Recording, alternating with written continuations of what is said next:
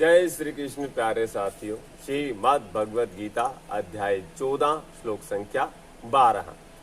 लोभः प्रवृत्ति आरंभः कर्मणाम् अशमः स्पृहा रजसी एतानि जायन्ते विवृद्धे भरतर्षभः।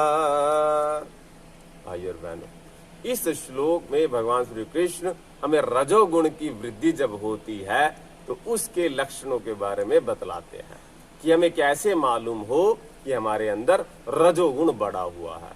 साथियों, जब रजोगुण बढ़ता है तो लोभ बढ़ता है, अर्थात ये जो इंद्रियां हैं ये भोगों की ओर प्रवृत्त होती हैं। जब सतोगुण बढ़ा था तो ये इंद्रियां भोगों की ओर ना जाकर परमात्मा की ओर बढ़ती हैं, पर जब रजोगुण बढ़ता है तो इसमें कामनाएं पैदा होती है, भोगों की चाह पैदा होती है, अशांति हो जाती है हमारे भीतर, क्योंकि जब भोग नहीं मिल पाते तो ये इंद्रियां बेचैन हो जाती हैं, व्याकुल हो जाती हैं।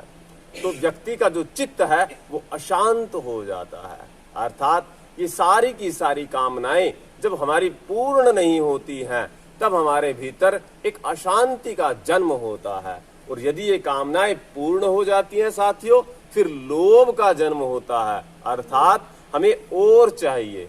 मतलब कोई इच्छा जब पूरी नहीं होती तो क्रोध बढ़ता है, पूरी हो जाती है तो लोभ पैदा होता है।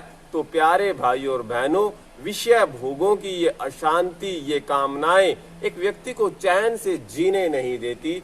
उसका चिंतन मात्र इन्हीं बातों पर रहता है कि कैसे मुझे और मिले और मिले और मिले। अतः उसका चित्त हमेशा अशांत रहता है। और कहा गया है योगः कर्मसु कौशलम, तो वो कर्मों में कुशलता नहीं कर पाता, बस और पाने के लिए वो अशांत रहता है। और कृष्ण कहते हैं अशांतस्य कुतः सुखम। जो व्यक्ति भीतर से ही अशांत है तो बाहर की चीजें फिर उसे क्या शांत करेंगी। अतः प्यारे भाई और बहनों, रजोगुण की वृद्धि के समय व्यक्ति अशांत हो जाता है और तमोगुण की वृद्धि के समय व्यक्ति कैसा होता है, साधक कैसा होता है, इसकी चर्चा करेंगे अगले श्लोक में। आपसे निवेदन करूंगा हमारे इस छोटे से प्रयास को, छोटी सी इस क्लिप को ज्यादा से ज्यादा लोगों को शेयर करें, ताकि आज की युवा पीढ़ी नशे को छोड़कर भगवान के नशे में लगे। बहुत बहुत शुक्रिया, धन्यवाद।